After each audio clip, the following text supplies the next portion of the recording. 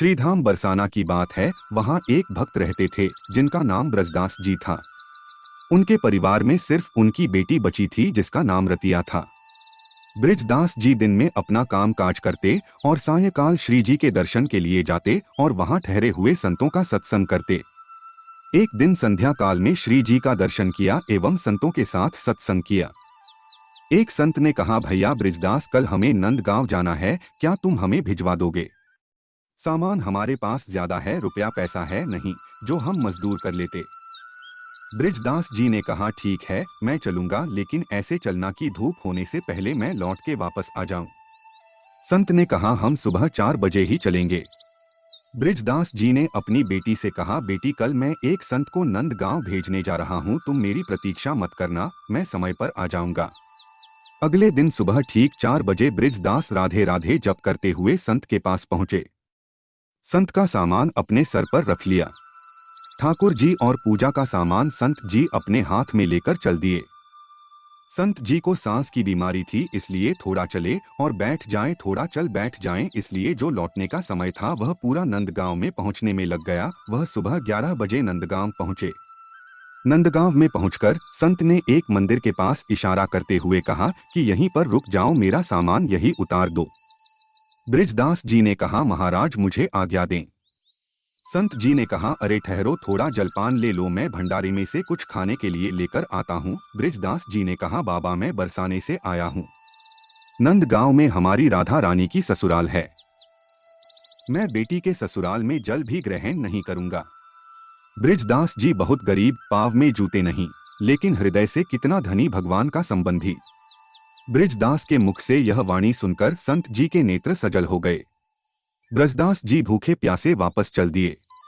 भक्ति का यह भाव देखकर भगवान श्री कृष्ण भक्त के पीछे पीछे चल दिए।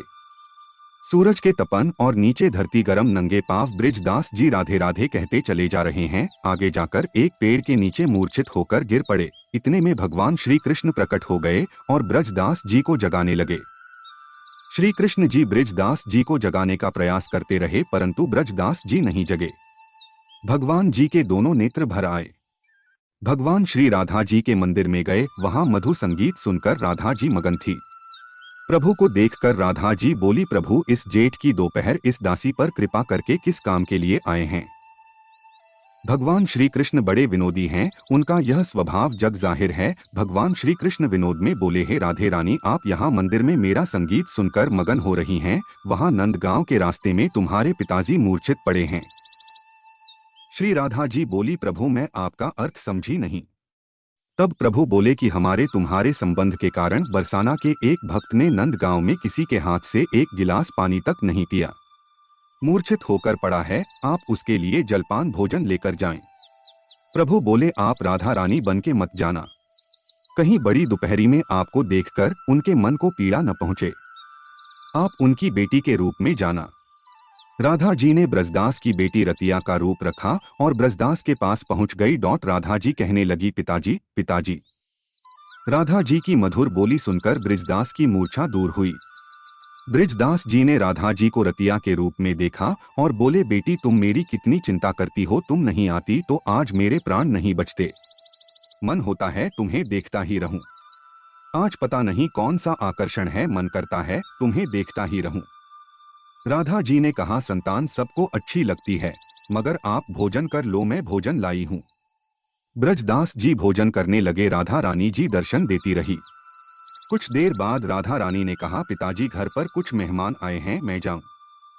ब्रजदास जी बोले, ठीक है तुम जाओ, मैं शाम तक घर पर आ जाऊंगा। इतना कहते हुए श्री राधा रानी जी अंतर ध्यान हो गई। अब संध्या काल में ब्रजदास जी घर पहुंचे। घर पहुंचकर उन्होंने अपनी बेटी रतिया को आवाज लगाई, रतिया रतिया, आज अगर तुम नहीं जाती तो मेरे प्राण नहीं बचते। रतिया ने कहा, मैं कहीं नहीं गई पिताजी, मैं घर पर ही थी। ब्रजदास जी बोले, अरे बेटी विनोद मत करो, अच्छा बताओ वह मेहमान कहाँ हैं, मैं भी उनसे मिलूं। रतिया ने कहा, पिताजी यहाँ कोई नहीं आया। ब्रजदास जी समझ गए कि उनकी बेटी के रूप में श्री राधा रानी जी ने उन्हें दर्शन दिए हैं। ब्रजदास जी रतिया के चरणों में गिर गए। रतिया ने कहा, पिताजी यह क्या कर रहे हैं? ब्रजदास जी बोले, बेटी आज तेरे रूप में मुझे राधा रानी ने दर्शन दिए हैं। मैं धन्य हो गया। ऐसा बोलकर बृजदास के नेत्रों से आंसू बहने लगे। पूजा सार्थक हो गई उनकी। बोलो बाके बिहारी जी की जय।